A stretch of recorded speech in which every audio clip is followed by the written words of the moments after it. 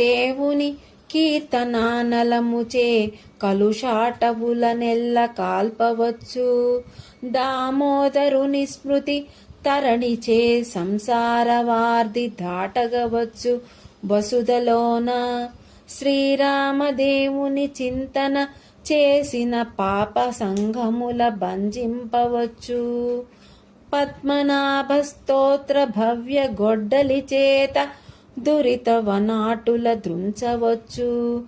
గానక్కుమతుల మిమ్మును కానలేక వెర్రి త్రోవల బోదురు వెరపులేక. తెలిసి సేవించు వారికి దివ్య పదవి రామతారక దశరథ రాజతనయ.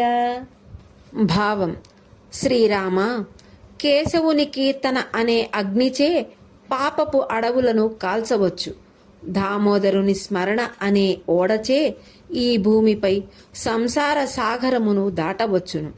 శ్రీరాముని చింతన చేసినచో పాపపు సంఘాలను విరుచవచ్చు.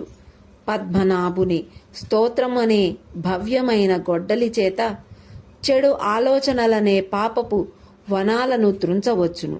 అంతటి గొప్ప నామమును జపించి సేవించు వారికి దివ్య పదవి లభించుటం తథ్యం. చెడు తలంపు కలిగిన వారు నీ శక్తిని గమనించలేక వెర్రిదారుల బట్టి చెడిపోవుదురు.